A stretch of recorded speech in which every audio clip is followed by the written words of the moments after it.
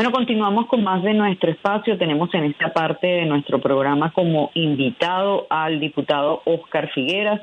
Él es diputado de la Asamblea Nacional por el Partido Comunista de Venezuela. También es secretario general del Comité Central del Partido Comunista. Te saludamos, Óscar. Bienvenido. Buenas tardes. Buenas tardes, Maripili. Un abrazo para ti, para todos los usuarios y usuarias de tu programa. Muchas gracias por la invitación. Bueno, queríamos saber cómo arranca este año 2023 del Partido Comunista. ¿Cómo están evaluando ustedes la gran cantidad de marchas y protestas que han realizado los trabajadores venezolanos por su terrible situación en apenas, los pocos días que van del mes de enero, los pocos días de este año que van?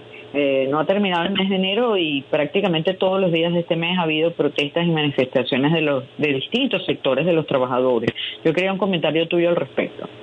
Bueno, Maripilen, en el Partido Comunista de Venezuela consideramos que son totalmente justas, legítimas y necesarias las acciones de movilización que diversos sectores de trabajadoras y trabajadores continúan realizando en el año 2023. Para nosotros es una continuidad, por eso digo continúan realizando, una continuidad de lo que podríamos decir tuvo su reanimar en el año 2022, donde las pensionadas, pensionados, jubilados y jubiladas, cumplieron un papel muy importante en ese reinicio de las demandas populares, de las demandas de trabajadores y trabajadoras, mejor dicho, con un salario mínimo nacional que tenga como referencia la canasta básica, según lo establece el artículo 91 de la Constitución Nacional, como una reivindicación fundamental para poder vivir, para poder comer, para poder pagar el pasaje, para ir a trabajar, para poder comprarle los útiles a los muchachos, para poder apoyar en la escuela, porque ahora en las escuelas, en las comunidades tienen que entregar recursos para que puedan mantenerse las escuelas, para que puedan hacerle el mantenimiento, para que puedan tener los elementos básicos para poder cumplir sus funciones en las aulas de clase. Entonces, consideramos que esta es una demanda justa, legítima y muy necesaria, y que a esas movilizaciones el gobierno ha respondido, solo con el argumento que nosotros no negamos ha existido, como es el tema de la acción negativa, criminal, incluso llegaríamos a decir, de gobiernos extranjeros como el gobierno norteamericano y gobiernos europeos, de medidas restrictivas, de medidas punitivas contra nuestro país, y el gobierno lo único que se queda es en eso. Pero mientras el gobierno se queda en eso, señala que, por otro lado, que hay una recuperación económica. Pero la recuperación económica parece que solo es para los sectores del capital, para los sectores que abren bodegones, para los sectores que importan productos, para los sectores que negocian con el gobierno, y también para sectores que siguen enriqueciéndose a través de la corrupción, a través de medrar en los pocos recursos del Estado venezolano. Y eso ha traído una reacción popular general, que se expresa entonces en la solidaridad con la lucha de las y los trabajadores de educación, de salud, de educación universitaria. Hay una solidaridad importante del pueblo venezolano.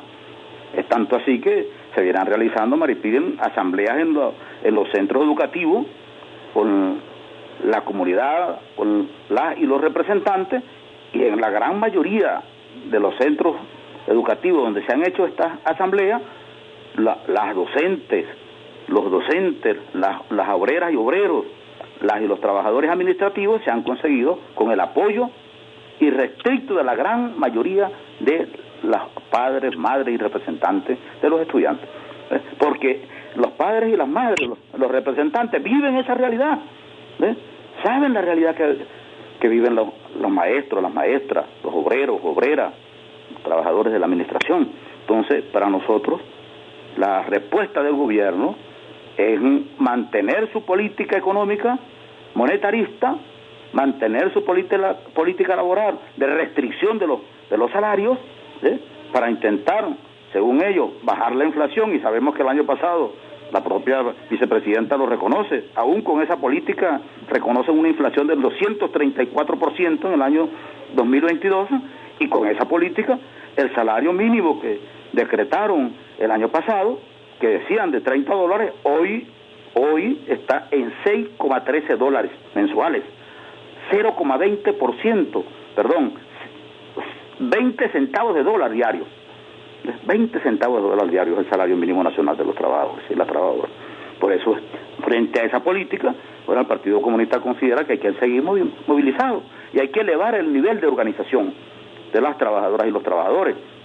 Porque el otro elemento que hay que señalar aquí, Maripili, es que todo indica que hay un pacto, no solamente el pacto de élite económico entre la burguesía que se llama revolucionaria y que gobierna desde Miraflores con Nicolás Maduro, y la burguesía tradicional histórica de Fedecámara y otros sectores aliados del gran capital transnacional.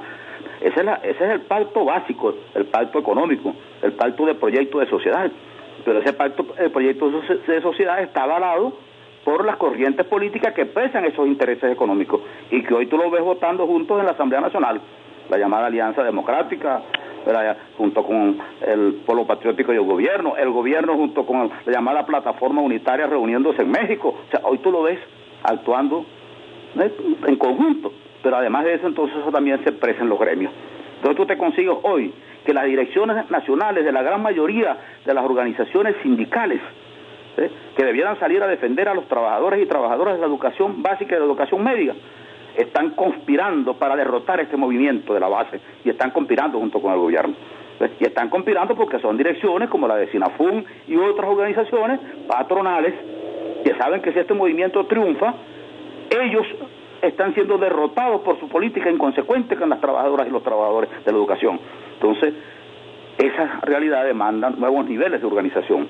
Y nosotros estamos acompañando las propuestas que han hecho un conjunto de organizaciones sindicales y de movimientos sociales y políticos del magisterio, como es la constitución que ellos han denominado de los comités de lucha por salarios dignos, que se están constituyendo en los centros de trabajo de educación, por educadores, educadoras, obreros y obreras, trabajadores y trabajadoras de la administración, un comité conjunto de todos estos sectores de la educación, que debe llevar, según dicen ellos, y nosotros acompañamos esa propuesta, a constituir un comité nacional de lucha en defensa del salario, o en todo caso, creo que lo denominan un comité nacional de lucha por salarios dignos, que también se deben constituir en las regiones. El Partido Comunista está acompañando esa propuesta que ha hecho el Frente Nacional de Lucha de la Clase Trabajadora, que han hecho organizaciones del Espacio de Encuentro Sindical Nacional Unitario,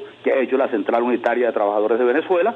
Estamos acompañando esa política porque nos parece que es necesario elevar el nivel de organización de las trabajadoras y los trabajadores de la educación para impedir el desgaste al que está jugando el gobierno y las cúpulas patronales y sindicaleras del movimiento sindical, que hoy dirige la mayoría de las federaciones y organizaciones sindicales del magisterio, de obreros y también administrativos, y entonces frente a esa realidad es necesario fortalecer los procesos de organización de base de todo el movimiento. En esa línea que estamos trabajando, Maripili, que es una línea de impulsar la organización, de impulsar la movilización, de impulsar las luchas, entendiendo que estas son luchas legítimas de las trabajadoras y los trabajadores venezolanos. Esto no es una, nadie puede arrogarse hoy la paternidad o la maternidad de este esfuerzo. Es un esfuerzo que surge como consecuencia de la necesidad de darle una respuesta a las condiciones miserables a las que la política económica y la política laboral del gobierno y de la oligarquía y del gobierno en alianza con Fedecámara está aplicando al pueblo venezolano, y que obviamente entonces, frente a ese pacto de élites, que era lo que íbamos a decir anteayer en la Asamblea Nacional, ante ese nuevo pacto de élites es necesario un nuevo pacto del pueblo, una gran alianza obrero popular, para enfrentar el nuevo pacto de élites. Bueno, cuando íbamos a decir eso, el señor presidente de la Asamblea Nacional dijo que estábamos fuera de orden, pues. Nos mandó a leer, mandó a la Secretaría a leer en el Reglamento Interior y de Debate, bueno, y me amenazó con que si seguían ese curso y me volvía a llamar la atención, me quitaba el derecho de palabra que ya habían eliminado, me habían sacado de los medios públicos de comunicación para que el pueblo venezolano no conozca lo que opinamos en la Asamblea Nacional. Pero en esa línea estamos trabajando, Maripili. acompañando las luchas del pueblo trabajador venezolano, luchas legítimas, luchas legales no porque hayan cumplido con uno u otro proceso en un ministerio, no, legales porque la Constitución de la República Bolivariana de Venezuela, en su artículo 91 y en otros artículos, le establece una obligación al Estado venezolano. Y dice en el 91, salarios suficientes para vivir dignamente que deben estar ajustados a la canasta básica nacional. Fíjate una cosa, Óscar. Yo te quiero preguntar directamente, ¿cuánto gana en este momento un diputado de la República, incluidos los bonos que les pagan y cualquier otro tipo de emolumento que le puedan dar, además de la dieta por asistir a las sesiones? Te lo pregunto no porque haya un rollo específico con el tema de los diputados, sino porque antiguamente, hasta el 2017, existió una ley que a mí me parecía que era muy sana, que es la ley de emolumentos. La ley de emolumentos establecía cuánto debía ganar un funcionario público dependiendo de sus características, y ese sueldo o esa ganancia de ese funcionario público se contabilizaba en sueldos mínimos. Entonces, de repente, un alcalde ganaba, yo qué sé, no, ahorita no lo recuerdo, pero ponte 7 sueldos mínimos. Un gobernador ganaba 8 sueldos mínimos. Un ministro ganaba 10 sueldos mínimos, y así fue. Era lo máximo que podía ganar. Entonces, claro, cuando esa ley estaba vigente, para que pudieran subirle el sueldo al ministro, al diputado, al gobernador o al alcalde, tenían que subir el sueldo mínimo, porque es como había un techo y que ese techo se medía por sueldo mínimo, pues ningún funcionario de alto nivel podía ganar más plata que lo que decía la ley.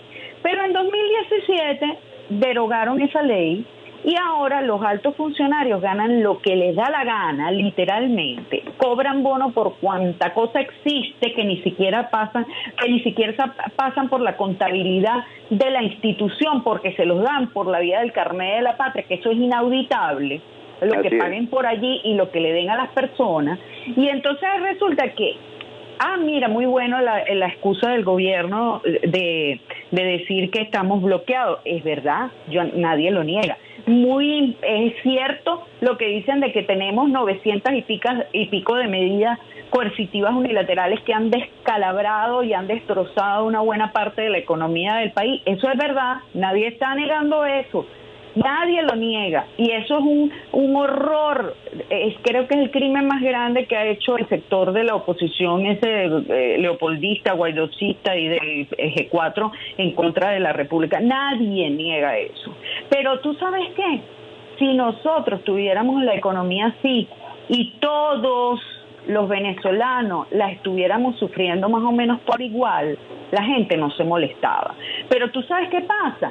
Que aquí las medidas coercitivas unilaterales y el bloqueo es solo para los trabajadores y para los pensionados, para los viejitos, ¿entiendes? Pero para los altos funcionarios del gobierno, para los enchufados, como dice la gente, que a mí esa palabrita no me gusta, pero es que lamentablemente esa es la realidad, para los que están en altos cargos públicos, el bloqueo no existe. Pero para el pueblo, para los trabajadores, para los viejitos, para los pensionados y jubilados, entonces sí el bloqueo existe, ¿entiendes? Entonces, no, por eso te pregunto, ¿cuánto gana un diputado? ¿Cuánto gana, y digo un diputado porque es un funcionario de alto nivel de un poder público, y cuánto le dan por bonos y por carnet de la patria y por toda esa broma?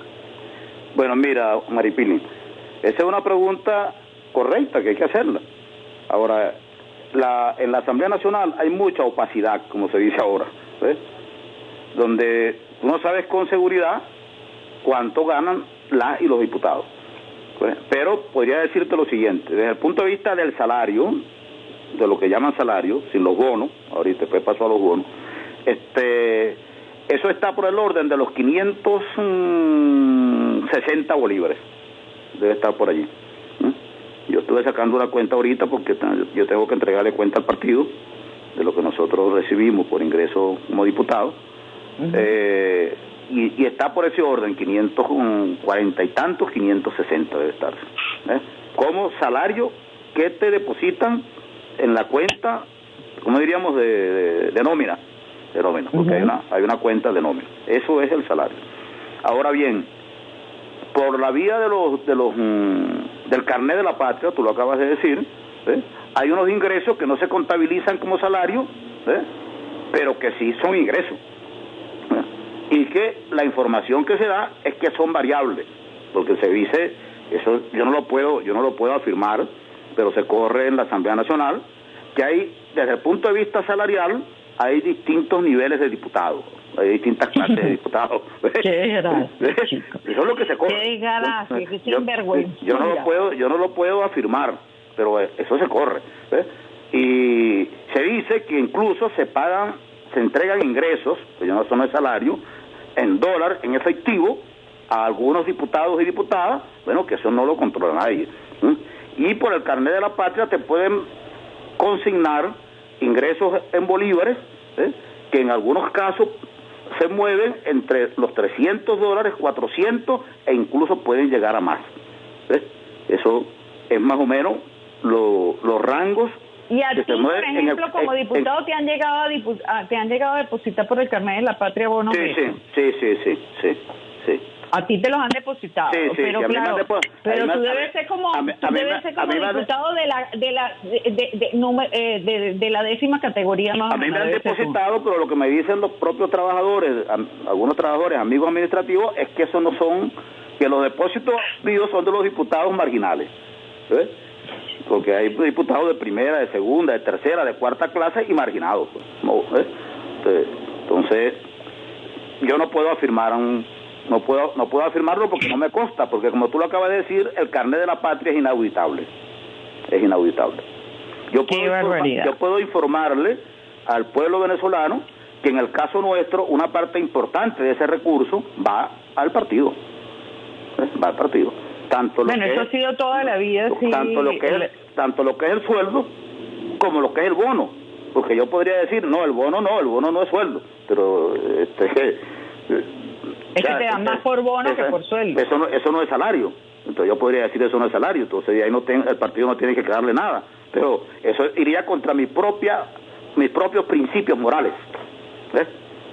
Porque, ¿y esos bonos que le dan a los diputados? Porque ¿de dónde voy yo a recibir un bono? Claro, esos bonos que les dan, ¿por qué razón? Que le dan a los diputados. Por una cosa que llaman algo así como... Cónchale, vale, yo estaba buscando ahorita el dato, yo estaba intentando entrar ahorita a la cuenta para ver incluso los datos exactos, y no me da dicen algo así por bono de responsabilidad. ¿Viste? Es la denominación que le dan a eso, una especie de bono de responsabilidad. Yo he escuchado a algunos camaradas, amigos, que hablan de no sé, que de $3,000, $5,000. Yo no sé, yo no sé si eso lo pagan. Si eso lo pagan, a mí no me los pagan. Eso sí yo lo puedo decir con bono de corresponsabilidad y formación se llama. ¿Viste? Ya. Bono de corresponsabilidad y formación. Que ahí es donde yo te digo, puede oscilar cuando tú lo transformas en bolívares, puede oscilar entre 300, 500, 600 dólares, puede oscilar. Obviamente, mientras tanto la gente le paga 130 bolívares. Esa es una cantidad, o sea, $6. Esa es una cantidad abusiva. Es que si Chávez resucita, le devuelve a morir. Chávez resucita y se vuelve a morir si este desastre. Así es, eso es una cantidad abusiva con relación al salario mínimo de los trabajadores y las trabajadoras. Qué desgracia. Mira, Oscar, lamentablemente no tengo más tiempo, pero te agradezco mucho que hayas estado con nosotros y nos hayas hablado sobre todos estos temas. Muchas gracias. Me gusta mucho que me hayas preguntado lo del salario. ¿Aló? ¿Me oyes? Sí. Porque creo que un diputado de la Asamblea Nacional que tiene un programa en Venezolana de Televisión dijo que le pregunten al diputado Figuerer. ¿Pero y qué creer? ¿Que yo voy a decir lo que de las cosas? Claro. No, eso tengo que decirla. Yo tengo que decirla entre otras vainas porque yo tengo la responsabilidad moral con mi partido, política. Entonces yo no puedo hacer. Te agradezco, Oscar, que hayas estado con nosotros. Gracias por habernos